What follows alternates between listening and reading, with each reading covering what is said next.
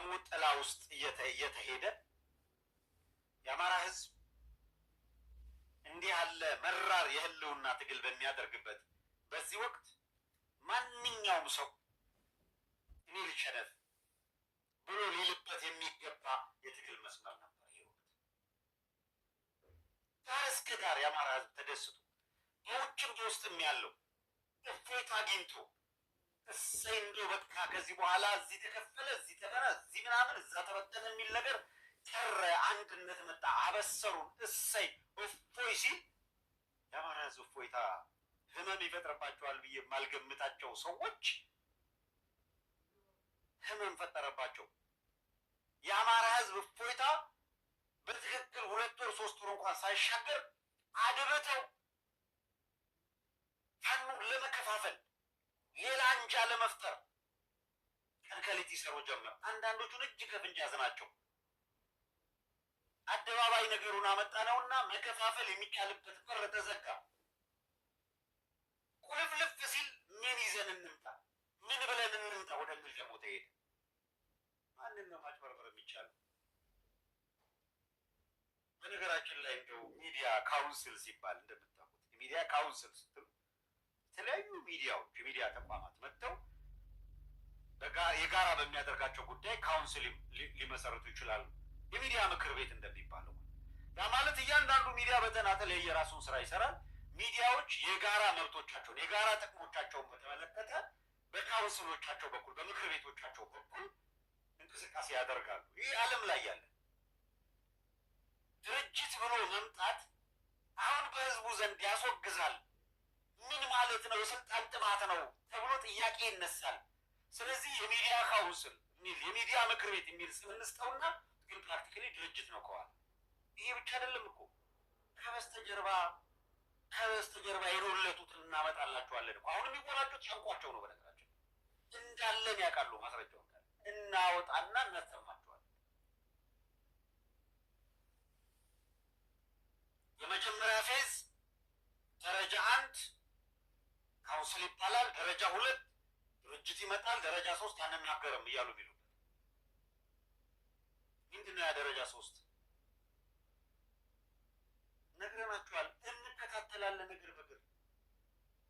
ይሄ የህልውና ትግል አገዛዙ እንደተከታተል ነው እዚህም እንከታተላለን። አይሆንም። በማር የተለወሰች ነገር አዲስ አበባን ህዝብ ሞቢላይዝ አድርጎ ትግሉን እንደዛ ተብለው የተሸወዱ ሰዎች ነበሩ። ትልልቅ ሰዎችም ያለ እረፍት ምንችለውን አድርገን እናገኛቸዋለን፣ እናናገራቸዋለን፣ እናስረዳለን። በአደባባይም እየተናገርን ያለ አይደለም። ውሸት ነው የሚነገራችሁ ነገር። ልክ አይደለም። የአዲስ አበባን ህዝብ ሞቢላይዝ የማድረግና የአማራ ህዝብ ትግል ውጤት እንዲያመጣ የመስራት ጉዳይ ሳይሆን አማራውን የአማራ ትግል እንደሌላው ብሔርተኛ ሁሉ ነው ብለው ፈርጀው ቁጭ ብለው ተነጋግረው ደምድመው እነዚህ ቡድኖች የአማራ ትግል የአማራ ብሔርተኝነት ብለው ፈርጀውት የአማራን ህዝብ የህልውና ትግል በብሔርተኝነት ፈርጀው የአማራ ብሔርተኝነት ከሌላው የተለየ አይደለም ብለው እዚህ ሚዲያ ላይ ሲከራከሩን የነበሩ ሰዎች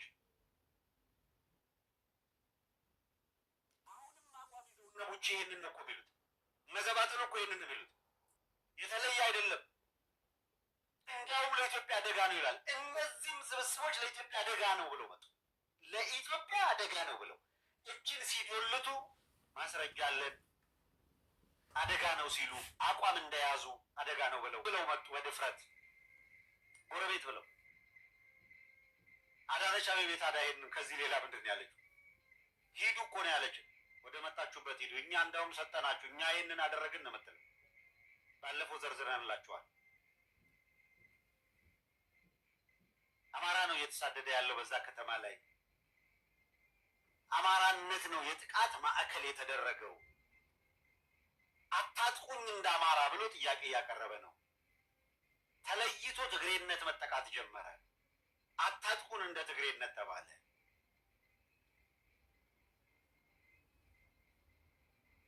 ኤርትራ ተወላጅ የተባለ አዲስ አበባ ላይ ያለ ይለቀም ተባለ። አስመራ ምን እንሄዳለን ስላሉ አሰብን እንወስዳለን ስላሉ እና ኦህዴዶች ይሄ ትግል ሲነሳ የአዲስ አበባ ህዝብ በመልካም አስተዳደር የሚሰቃየው፣ በኑሮ ውድነት የሚሰቃየው፣ ዴሞክራሲያዊና ሰብአዊ መብት በመነፈግ የሚሰቃየው አለ። እሱን አልካድንም። መላው የአዲስ አበባ ህዝብ መከራ ፍዳ እየተቀበለ ነው። አሁን ያለው አገዛዝ እንኳን አዲስ አበባን የሚያክል ትልቅ ከተማ ቀበሌ ማስተዳደር የሚችል አይደለም። ህዝባችን የአዲስ አበባ ህዝብ መከራ ፍዳ እየተቀበለ ነው። እንደምን አረፈዳችሁ፣ እንደምን አመሻችሁ። በያላችሁበት የሰዓት አቆጣጠር ዕለታዊ አበይት ጉዳዮች የተሰኘው መርሃ ግብራችን አሁን ጀመረ። እስከ ፕሮግራማችን ፍጻሜ ድረስ ከኛ ጋር እንድትቆዩ በአክብሮት ጋበዝናችሁ። አብራችሁን ስለምትሆኑ ልባዊ ምስጋናችን ይድረሳችሁ። ከሰገነቱ ከማማው ላይ ሚኒሊክ ዛሬም ንጉስ ነው ብለን መርሃ ግብራችንን ጀመርን። እንግዲህ በመግቢያ እንደሰማችሁት ለኢትዮ ሰገነት ሳተላይት ቴሌቪዥን ወይም ሚዲያ የተዘጋጀ ሙዚቃ ነው።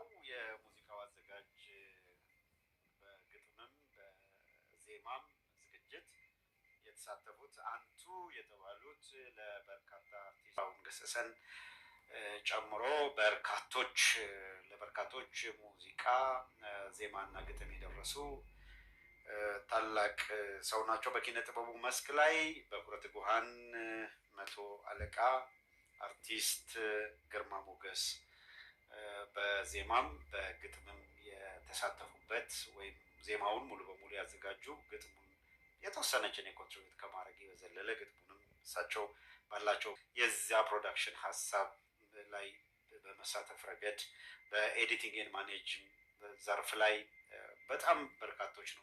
ሁሉም እዚህ ቤት ያለ ሰው ተሳትፎ ግን ጥሩ ነገር ደግሞ በእውነቱ ይዘን ቀርበናል። ከስቱዲዮ ዝግጅት የሙዚቃው ደግሞ የራሱ ያንኑ ከፍታ የሚገልጥ ሆኖ ነው የቀረበው። ብዙዎቻችሁ እንደወደዳችሁ ተመልክተናል። በጽሁፉ ላይ እንደተከታተላችሁት ነው። አድማጮቻችን ወደ ዛሬው ዕለታዊ አበይት ጉዳዮች ፕሮግራማችን ነው የምናልፈው። ርዕሳችን እንደምትከታተሉት በመከላከያ አመራሮች መካከል የተፈጠረው መከፋፈል፣ በፋኖ በጀነራሉ ላይ የወሰደው እርምጃ የፈጠረው ቀውስ፣ የኢሳያስና የደብረጽዮን ጉዳይ በሚል ርዕሰ ጉዳይ ቆይታ እናደርጋለን። በመከላከያ አመራሮች መካከል ክፍፍል የፈጠረ ጉዳይ ምንድን ነው የሚለው እናነሳለን። ይሄ ክፍፍል ወዴት ሊያመራ ይችላል የሚለውን ምልከታዎቻችን እናጋራቸዋለን። በፋኖ እርምጃ የተወሰደበት ጀነራል ጉዳይ ይነሳል። እሱም በራሱ በመከላከያም በ4 ኪሎ አካባቢም ሌላ ቀውስና መዛባት ውስጥ ተገብቷል። ይሄ ሁኔታ በአንድ በኩል የፋኖ እንቅስቃሴ ከተራ ወታደራዊ እንቅስቃሴ ወይም ሊያጠቃ የመጣን ወታደራዊ ኃይል አጥቅቶ መመለስ ወይም መደምሰስ ወይም መማረክ ከሚለው በመሻገር አንድን ሬጅመንት ሙሉ በሙሉ አፈራርሶ የሬጅመንቱን መሪ ጭምር አብሮ እስከ መደምሰስ የደረሰ እርምጃ ላይ መድረሱ የትግሉን ፕሮግረስ በጣም በከፍተኛ ሁኔታ ከፍ አድርጎታል። ይሄ ሁኔታ በአገዛዝ ውስጥ የፈጠረው ቀውስ አለ። የትኛው አመራር እርምጃ ተወሰደበት እና ምን ሁኔታ ነው የሚለው በትላንትናው ዕለት ወዲያውኑ ድርጊቱ በተፈጸመበት ቅጽበት በኢትዮ ሰገነት የቴሌግራም ቻናል ላይ በሰበር ዜና ስናጋራ ቆይተናል። አሁን ምልከታዎቻችንና አጠቃላይ ሂደቱ ላይ ምን ሁኔታዎች ተፈጥረው ነበር የሚለውን ደግሞ በዛሬው መረጃችን የምናነሳላችሁ ይሆናል። ሌላው እንግዲህ የኢሳያስና የደብረጽዮን ጉዳይ በሚለው ርዕሰ ጉዳይ ላይ የኤርትራ አሁን ያለው ሁኔታ እና የትግራይ ያለው ሁኔታ እንደዚሁ መቃኘት የሚያስፈልጉ ትኩስ የሆኑ ሁኔታዎችም ተፈጥረዋል። ይሄንንም አያይዘን የምናነሳ ይሆናል። አድማጮች እስከ ፕሮግራማችን ፍጻሜ ድረስ ከኛ ጋር ቆይታ አድርጉ። እንግዲህ ሁልጊዜ እንደተለመደው መጀመሪያ የሚገባንበትን ቻናል ላይክ የማድረግ ኃላፊነታችሁን በእናንተ በኩል መወጣት ነው ትልቁ ድርሻ። ከዚያም የሼር አድርጋችሁ የቀጥታ ስርጭቱ ጀምሯል ብላችሁ እንድትጽፉበት ነው ሁልጊዜ የምናሳሰው። እሱም በተመለከተም የእናንተን ኃላፊነት ተወጡ። የቀጥታ ስርጭት ጀምሯል ብላችሁ ሼር አድርጉና በፌስቡክ ገጻችሁ፣ በኤክስ ገጻችሁ ወይም በትዊተር አካውንታችሁ ላይ ካደረጋችሁት በኋላ በዋትሳፕ እና በቴሌግራም ይህንኑ ሊንክ በመላክ ተሳትፏችሁን ከፍ እንድታደርጉ በአክብሮት ነው የምንጠይቃችሁ። አብራችሁን ስለሆናችሁ በድጋሚ ከልብ እናመሰግናለን። ወደ ዝርዝር ጉዳዩ ለመግባት ሁልጊዜም እንደምናደርገው በቀዳሚነት ማንሳት የሚገባንን ነገር እናነሳለን። በዚሁ አጋጣሚ ላይክ ያደረጋችሁት ከገባችሁት ሁልጊዜም እንደምንለው ከግማሽ በታች ነው። ስለዚህ በየሰዓቱ አንዳንዶቹ እናንተ በማሳሰብ የምትወስዱት ጊዜ ያስቆጨናልና ባካችሁን ይላሉ። ሌሎቻችሁ ደግሞ ካላስታወሱን ወይም ካላስታወሳችሁ ስለማይደረግ ባካችሁ አስታውሱ ትላላችሁ። የሁላችሁንም ባላንስ አድርገን አንድን ለማድረግ ጥረት እያደረግን ነው የምንገኘው። አድማጮች እንግዲህ ጌታ ቢፈቅድ ብንኖር ይህንን ወይም ያንን እናደርጋለን በሉ እንደተባለ በቅዱስ መጽሐፍ ጌታ ቢፈቅድ ብንኖርም የዛሬን ነገ ለራሱ ነው፣ የነገ ሰው ነው። የእኛ ቀን ግን ዛሬ ነው ይላል መጽሐፍ። ዛሬን ያሳየን አምላክ የተመሰገነ ይሁን ብለን ነገን ደግሞ ለእሱ አደራን የምንሰጠው ነገ እሱ ቢፈቅድ ሰሞኑን ስንላችሁ እንደነበረው በልዩ ፕሮግራም ደግሞ አዲስ ፕሮግራም ይዘን እንቀርባለን። ተጠየቅ የተሰኘው ፕሮግራም በነገው ዕለት ይጀምራል ብለን ነው የምናስበው። እኛ ፈጣሪ ነው እና ይሄንኑ አሳስበናችሁ ነው የምናልፈው። በመደገፍ ረገድ እስካሁን ድረስ አብራችሁን ላላችሁ በሀሳብም በገንዘብም በሞራልም በሁሉም እየደገፋችሁ ላላችሁ የእኛን እውነት ተረድታችሁ ከጎናችን ለቆማችሁ ከልብ እናመሰግናለን። አገዛዙ የደረሰበት ደረጃ ሀገሪቷም ያለችበት ሁኔታ እጅግ አነጋጋሪ ሆኗል። እንደምታውቁት ከሰሞኑ ደግሞ ከሁለት ነገሮች ጎን ለጎን በጣም ከፍ ባለ ደረጃ እየሄዱ ነው። አንደኛው ከአርሰናል ከ20 ዓመት በኋላ ዋንጫ መብላት ጋር ተያይዞ በእርግጥ ኢትዮጵያን የመሰለ ዳስ ጥላ ድንኳን ጥላ ሀዘን የተቀመጠች ዛሬ ወይ ነገ የመፍረሷ ማጠናቀቂያ ይመጣል ይሆናሉ በሚል ስጋት ዜጎች የሚጨነቁባት፣ በየቀኑ የሰው ልጅ ነፍስ የሚቀጠፍባት፣ ያለማቋረጥ ላለፉት 8 ዓመታት ጦርነት የሚካሄድበት፣ እገታ የሚካሄድበት፣ ታሪክና ቅርስ የሚወድምበት፣ ዓለም ምን እየተካሄደ ነው ብሎ የሚገረምበት እና ህዝባችን ፋታ ያጣበት፣ በታሪክ ታይቶ የማይታወቅ የኑሮ ውድነት ህብረተሰቡን ያጎበጠበት፣ በመሀል ከተማ በአዲስ አበባ በረሃብ በጠኔ አንጀታቸው የታጠፉ ወድቀው የሚታዩበት፣ ከዚህኛው ወይም ከዚያኛው ብሔረሰብ ሳንል እናቶች ወዴት እንሰደድ በሚሉበት እና እዛው አዲስ አበባ ጫፍ ላይ ከአማራ ክልል የተነሱ መኪኖች በሙሉ አንድ ታታ አንድ ምናምን አንድ ገለመሌ ሙሉ በሙሉ ታግቶ የት እንደደረሰ አይታወቅም የሚባልበት፣ ታግተው ደግሞ ለእያንዳንዱ ሰው 5 ሚሊዮን 10 ሚሊዮን አምጡ እየተባለ የሚታይበት፣ ያንን የተጠየቀው ሚሊዮን ደግሞ ተከፍሎ እንደገና ተገድሎ የሚጣልበት፣ ለዚህ ተጠያቂ የሌለበት ለምን የሚልና የሚሞግት አካል የሌለበት በጣም አሳዛኝ ሁኔታ ነው ያለው ጦርነትና ቀውስ አልበቃ ብሎ ሌላ ማያባራ ጦርነት እየመጣ ነው። በዚሁ ሰሞን ደግሞ በሲዳማና በኦሮሚያ መካከል በተፈጠረው ከዚህ ቀደም የነበረ የይገባኛል ጥያቄና ግጭት የተፈጠረውን የምታውቁት ነው። ራሱን የቻለ ሌላ ቀውስና መከራ አምጥቶ በጣም በርካቶች ሞተዋል፣ በርካቶች ለአካል ጉዳት ተዳርገዋል። ይሄ ሁሉ መከራና የሁላ ቀውስ ባለበት በእውነቱ ማንም በመረረ የሀዘን ድንኳን ውስጥ ተቀምጦ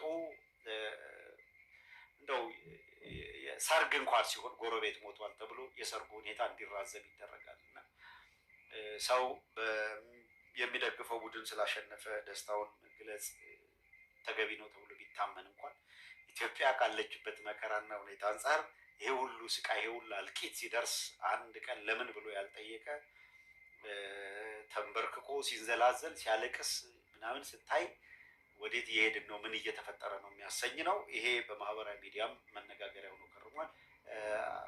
አስረሽ ምቹ ምክንያት ተፈልጎ መጠጣትና መጨፈርን እንደ ድል ተቆጥሮ አገዛዙም ይሄንኑ እያበረታታን የቆየው። በነገራችን ላይ በጣም በገፍ በእስር ቤት የሚሰቃዩ ወንድሞች ለምን ይታሰራሉ ብሎ ለመጠየቅ አደባባይ እንውጣ ሲባል ቆመጥ ይዞ የሚመጣ ጥይት የሚተኩስ ኃይል አርሰናል ኳስ አሸነፈ ብሎ ምክትል ጠቅላይ ሚኒስትር የሚባል ማዕረግ ያዘው ተመስገን ጥሩነህ እችንም አጋጣሚ ተጠቅሞ ፖለቲካ ለመስራት አይቷላ። በአሜሪካም በሌላም የታላላቅ ተጽዕኖ ፈጣሪ የሆሊውድ ሰዎች የፕሬዚደንሻል ምርጫ ላይ ከሂለሪ ወይ ከትራምፕ ጎን የተሰለፉ አካላት የግል ሀሳባቸውን ሲገልጹና አንድም በሌላ መልኩ መነጋገሪያ ሲሆን አይተዋል። መቼም ወጉጉ ተይዛለች እና ተመስገን ጥሩነህም የአርሰናል ደጋፊዎች ምናምን የሚል ነገር ለመፍጠር ሲጣጣር ታይተዋል። በጣም በጣም በርካታ ኢትዮጵያውያን ነገሩን በግርምትም በትዝብት የሚያዩት ነበር። አንደኛው የስርዓቱ በጣም አስቀያሚ ወንበዴነትን በተመለከተ ነው። ለምን የኢትዮጵያ ቅርስ ይወድማል? ለምን ኢትዮጵያ ውስጥ ያለማቋረጥ ሰው ይገደላል? ለምን ሰብአዊ መብት ይጣሳል? ለምን ዜጎች እየታገቱ የትም እየተወሰዱ ይሰቃያሉ? ለምን እናቶች ቤታቸው እየፈረሰ ህፃናት ሜዳ ላይ ወድቀው የአውሬ ሲሳይ ይሆናሉ ብለው ይሄ ትክክል አይደለም ተገቢ አይደለም ብለን እንጠይቅ ብለው ወደ አደባባይ እንውጣ ሲሉ ቆመጥና መሳሪያ ይዞ የሚወጣ አካል ለአርሰናል ድጋፍ ለመስጠት በሚል በየአደባባዩ ስርዓቱ አጋዥና ደጋፊ ሆኖ ምንድነው መድረክ እየተዘጋጀ እንዲጨፈር አድርጓል። እርግጥ ነው ከሰሞኑ ዳስታል የሚለው የቴዲ አፍሮ ሙዚቃ ከ150 በላይ ሚሊዮን ቪወር ወይም ተመልካች አግኝቷል የሚለው ስርዓቱን በጣም ያስደነገጠ ኢትዮጵያ በእውነት በአሳዛኝ ሁኔታ ፍርሰት ውስጥ ያለች ናት የሚለውን አጉልቶ ያሳየና በዚህም ሙዚቃ ዙሪያ መላው ያለ ብሔር የሃይማኖት ልዩነት ያለ ብሔር ልዩነት ሆ ብሎ ሁሉም አክኖሌጅ አድርጎ ተቀብሎ ሲያበቃ በስምምነቱ ሲገልጽ የስርዓቱ ካድሬዎች ነቢያት ነን የሚሉም ፓስተር ነን የሚሉ ሼክና ጳጳስ ነን የሚሉም በተለያየ ደረጃ ያሉ አካላት ለምን ስርዓታችን ተነካ ብለው ደግሞ ዘፈን በልዩ ሁኔታ ኃጢአት መስሎ ዛሬ የተገለጸላቸው ሲንበዛበዙ ተመልክተናል።